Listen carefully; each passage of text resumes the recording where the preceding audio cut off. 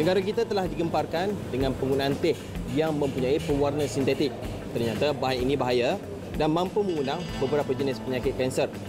Apakah yang dimaksudkan dengan pewarna sintetik? Teruskan bersama Ejen Halal.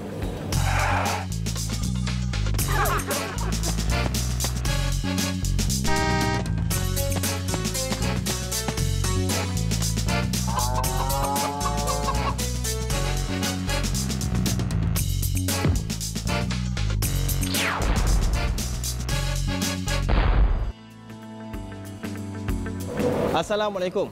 Amalan meminum teh ternyata membawa pelbagai manfaat kepada tubuh manusia. Tapi tahukah anda masih ada sesetengah produk teh yang menggunakan bahan pewarna sintetik dan mampu mengundang penyakit kanser, antaranya seperti kanser paru-paru, usus dan hati.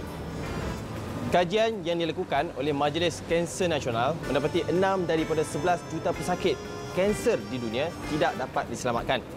Persoalannya, adakah pewarna sintetik ini punca penyakit kanser? Ikuti penjelasan selanjutnya. Teh diklasifikasikan sebagai minuman berkafein yang dihasilkan dari pucuk pokok daun Rennet Camellia sinensis ataupun pokok Camellia tea. Pucuk daun yang dipetik ini akan melalui beberapa kaedah pemprosesan yang tersendiri sebelum terhasilnya teh yang sebenar. Sejarah membuktikan bahawa penanaman teh telah bermula sejak 5,000 tahun dahulu oleh bangsa Cina dan terus berkembang pesat sehingga menjadikannya sebagai sebuah industri utama di negara China, India, Pakistan, Sri Lanka dan beberapa negara yang lain. Teh ditemui oleh seorang peladang di China yang mengembala kambing. Semasa mengembala kambing, dia masak air panas dan adalah daun-daun teh terjatuh dalam air yang tengah mendidih dan dia minum juga.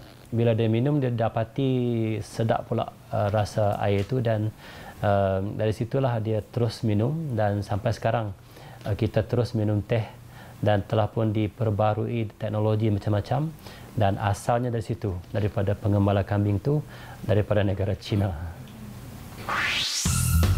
Kebiasaannya, teh dikategorikan kepada beberapa jenis, antaranya teh hijau, teh kuning, merah dan hitam. Kesemua teh ini terhasil selepas melalui beberapa kaedah pengoksidaan yang berbeza tempohnya. Daun teh yang melalui tempoh pengoksidaan panjang akan mengeluarkan warna yang lebih gelap berbanding daun teh yang melalui tempoh pengoksidaan yang pendek. Pastinya, setiap teh yang dihasilkan ini memiliki pelbagai khasiat serta aroma yang berlainan. Setiap hari sekurang-kurangnya 3 kali sehari lah. Dia minum setiap hari 3 kali sehari. Dia mengandungi banyak bahan-bahan dipanggil sebagai antioksidan. Ya. Bahan-bahan ini boleh merendahkan risiko penyakit-penyakit tertentu. Jadi minum teh selalu betul-betul kerap akan memperlahankan proses penuaan, merendahkan risiko penyakit-penyakit barah tertentu. Ya. Selain daripada itu, teh juga mengandungi bahan yang boleh memberikan rasa ketenangan. Dia akan mengurangkan stres. Ternyata, teh banyak memberikan manfaat kepada tubuh manusia. Berikutan kadar antioksidan seperti flavonoids, polyphenol, catechins adalah tinggi. Kandungan ini adalah 100 kali lebih baik daripada vitamin C dan 25 kali lebih dari vitamin E. Walau bagaimanapun, tanpa kita sedari, amalan meminum teh yang penuh dengan kebaikan ini telah dicemari dengan wujudnya dakwaan penggunaan bahan pewarna sintetik dalam pembuatannya pada sesetengah produk teh. Ini bukan rekaan semata-mata. Kajian saintifik mendapati bahawa bahan pewarna ini adalah punca kepada berlakunya beberapa penyakit kronik. Lazimnya, bahan ini sering digunakan dalam produk teh yang lebih sinonim dengan gelaran teh timbang. Yang kita risaukan adalah bagaimana pewarna-pewarna tiruan digunakan dalam teh timbang ini. Mengikut laporan daripada Kementerian Kesihatan menyatakan bahawasanya di dalam teh diharamkan menggunakan sebarang pewarna walaupun pewarna itu boleh digunakan di dalam kek misalnya, dalam minuman-minuman lain, tetapi tidak pada teh. Pewarna sintetik adalah pewarna bukan organik yang dihasilkan dari campuran beberapa bahan kimia. Apa yang lebih membimbangkan, pewarna ini juga turut digunakan dalam industri tekstil dan industri pembuatan mata pensel. Peraturan Makanan 1985 menggariskan bahawa sebarang bahan pewarna tidak dibenarkan penggunaannya sama sekali dalam produk teh. Teh yang dihasilkan perlulah asli dan tidak dicampur dengan sebarang bahan aditif yang lain. Ini kerana bahan pewarna ini jelas memberi pelbagai kesan yang negatif. Pewarna tiruan yang digunakan dalam serbuk teh ialah seperti plumbago. Plumbago ni disebut juga sebagai black lead ataupun bahan yang sama digunakan dalam pembuatan pensel, lead pensel. Contoh yang lain adalah Prussian blue dan juga Camosin. Semua bahan-bahan ini telah dibuat kajian dan banyak kajian yang mengatakan dia juga merupakan bahan yang karsinogenik ataupun disebut sebagai cancer causing agent.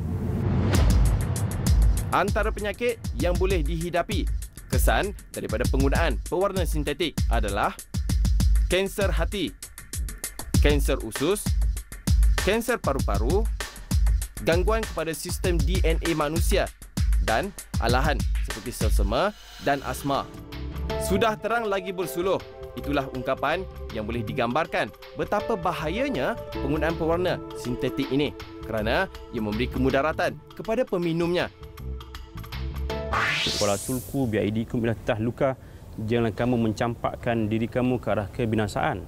Jadi sama ada orang yang menjual dan orang yang menggunakan, dia mesti ada tanggungjawabnya yang tersendiri. Jadi dalam hal ini, kalau ianya membawa kemudaratan, kalau minum sedikit sederhana tidak mendatangkan kemudaratan, tidak mengapa. Tapi kalau ianya boleh mendatangkan kemudaratan, itulah yang menyebabkan satu perkara yang ke arah perkara yang haram juga menjadi haram hukumnya. Bukan sekadar itu sahaja, para pengguna yang menggembari teh juga perlu memandang serius beberapa perkara yang lain.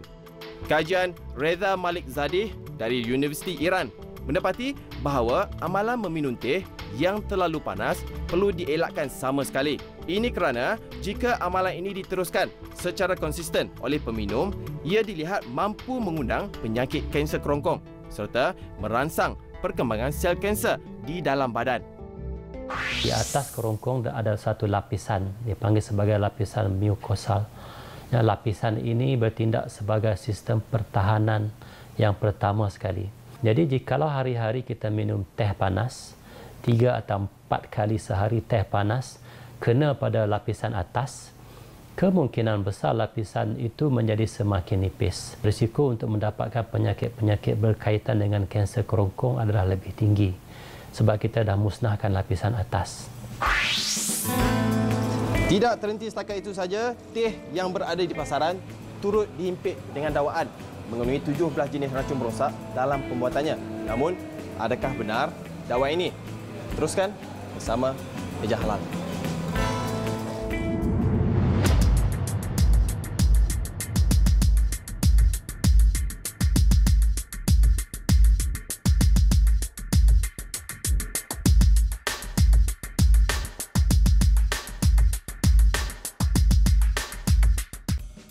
Penggunaan racun perosak ternyata bertujuan untuk mengawal dan mencegah serangga perosak dari mengganggu tanaman teh.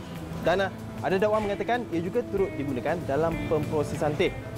Sejauh manakah kebenarannya dan apakah fungsi utama bahan ini digunakan dalam pembuatan teh?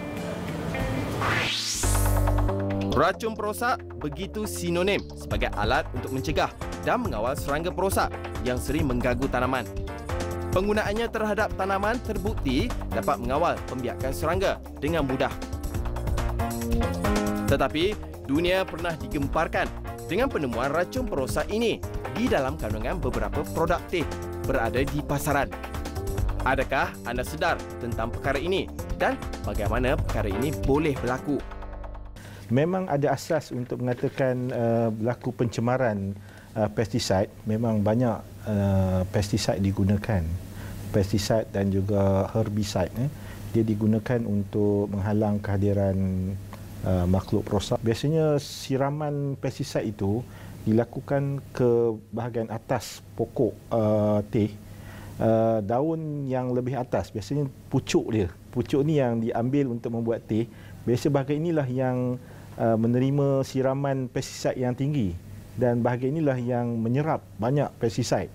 Satu lagi faktor ialah selepas pemetikan daun teh itu, biasanya dia terus diproses tanpa dibasuh dan itu yang menjadi punca pencemaran pestiside.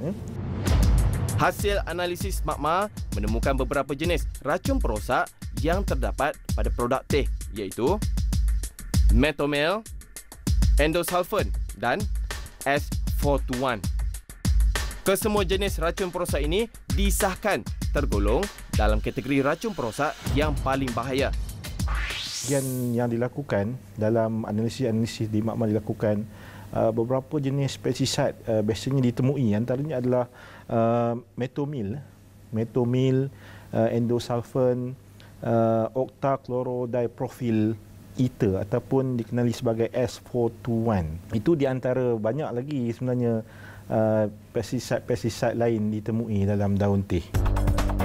Isu berkaitan bahan terlarang dalam pembuatan teh menjadi lebih serius apabila terdapat dakwaan mengatakan terdapat sesetengah produk teh di pasaran kini terdedah dengan unsur yang tidak halal seperti enzim dari khinzir.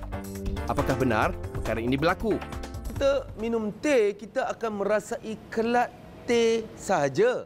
Tapi hari ini kalau kita minum teh, kita ada terasa wangi dia. Ada setengah tu kita terasa strawberry dia, terasa mint dia, dan ini membuka kemungkinan kepada penggunaan bahan-bahan selain daripada teh. Bahan-bahan pewarna, perisa, pewangi nak digunakan dalam makanan ni mesti adalah bahan-bahan yang boleh dimakan. Maka mereka akan meletakkan enzim-enzim, bahan-bahan yang memiliki enzim-enzim yang boleh dimakan manusia. Yang kita khawatiri sekarang, enzim-enzim itu datang daripada unsur apa? Adakah unsur babi ke? Atau unsur binatang-binatang tidak sembelih ke? Ini yang menimbul kerisauan kita sebagai pengguna. Di dalam zaman yang serba canggih ini, para pengguna perlu lebih berhati-hati dalam membuat pilihan di pasaran agar dapat menghindarkan diri dari termakan makanan yang meragukan. Perkembangan pesat terhadap teknologi pemakanan masa kini sedikit sebanyak membuka ruang kepada pencampuran antara bahan yang halal dan yang tidak halal. Seiring dengan perkembangan industri pembuatan teh, kehadiran teh pelansing ataupun dikenali sebagai slimming tea juga tidak dipandang sepi. Ramai di kalangan rakyat Malaysia, tidak kiralah lelaki maupun wanita, yang ingin mencuba produk teh ini untuk tampak lebih langsing. Namun, sejauh manakah ia mampu memberi kesan terhadap pengguna? Biasanya maklumat yang kami dapat, teh yang dicampurkan dengan herba, maka dia haruslah berdaftar dengan Biro Pengawalan Farmasika Kebangsaan. Kalau ianya tidak berdaftar dengan biro, maka dikuatiri bahawa teh ini adalah tak selamat. Walaupun teh tadi hanyalah sebagai tumbuhan, tapi dicampurkan dengan herba, dan herba juga mungkin ada bahan-bahan yang lain, itulah yang akan merisaukan. Memang dia boleh menyebabkan kitanya cepat langsing, tapi kalau langsing itu membawa kepada kemudaratan, maka hukumnya lah juga haram lah. Ya? Dahulunya, teh pelansing yang terdapat di pasaran hanya dicampurkan dengan pelbagai jenis herba dari tumbuhan sahaja, tanpa kehadiran bahan aditif yang lain, dan kesannya juga agak sedikit perlahan. Namun, produk teh pelansing zaman moden lain pula ceritanya. Kesan pelansingan yang diberikan adalah dalam tempoh yang singkat. Sebagai pengguna, adakah kita tidak ragu-ragu tentang perkara ini? Dan adakah wujud penggunaan bahan kimia dalam pembuatannya? Memang semua orang tahu, semua orang kata common knowledge lah, bahwasanya teh ni memang dia mengurangkan kolesterol. Tetapi terdapat segelintir pengeluar yang menggunakan konsep ini untuk mereka mempromosikan teh jenama mereka. Nak bagi tahu teh mereka ini lebih, tang lebih itu yang syok tu. Bila nak menyebabkan teh mereka, nak jenamakan teh mereka ini lebih berkesan misalnya kan, maka dia letak ubat lah. Dia letak fentamin, dia letak fenfluramine, sibutramine, amfetamin dan macam-macam min yang lain. Sebagai ejen pelangsing nak melariskan teh yang dijual. Memang teh ada ejen pelansingan, tapi lambatlah kerana proses dia lambat, natural. Maka mereka ini menjenamakan produk-produk mereka sebagai teh pelangsing dan akhirnya meletakkan bahan-bahan yang tak sepatutnya ada dalam teh. Sibutramine antara bahan yang terkandung di dalam pembuatan teh pelangsing. Bahan ini adalah bahan yang terlarang dan telah diharamkan sama sekali penggunaannya oleh Kementerian Kesihatan Malaysia kerana kesan negatifnya terhadap organ dalaman manusia.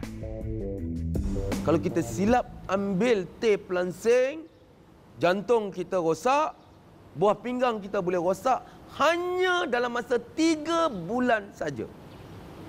Kalau hari-hari kita ambil, yang pertama akan impak adalah jantung, dia degup.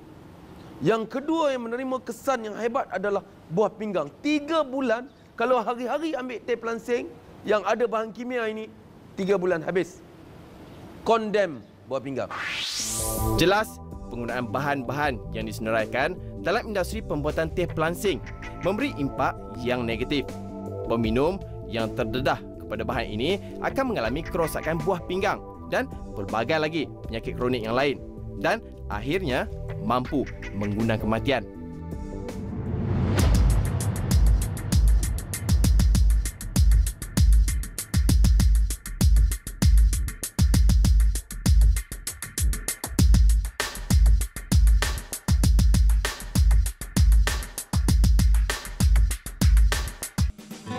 Seringkali diingatkan makanan yang halal bukan sahaja harus bebas dari unsur yang haram, malah ia perlulah bersih, selamat dan bebas dari sebarang unsur yang berbahaya. Itulah baru dikatakan konsep halalan thayyiban. Bagi mengenali lebih lanjut tentang konsep ini, kami ada menyediakan beberapa tips untuk tatapan anda, terutamanya bagi produk teh. Industri makanan halal di Malaysia kini semakin berkembang dengan adanya kesedaran di kalangan pengguna dan pengusaha tentang kewajipan mencari dan menghasilkan produk yang halal. Walau bagaimanapun, masih terdapat segelintir pengusaha yang tidak bertanggungjawab dan melanggar undang-undang yang telah ditetapkan. Bagi pengusaha teh yang masih degil dan masih menggunakan bahan terlarang dalam pembuatan teh, tindakan undang-undang yang setimpal boleh dikenakan di bawah Akta Makanan 1983 dan Peraturan Makanan 1985.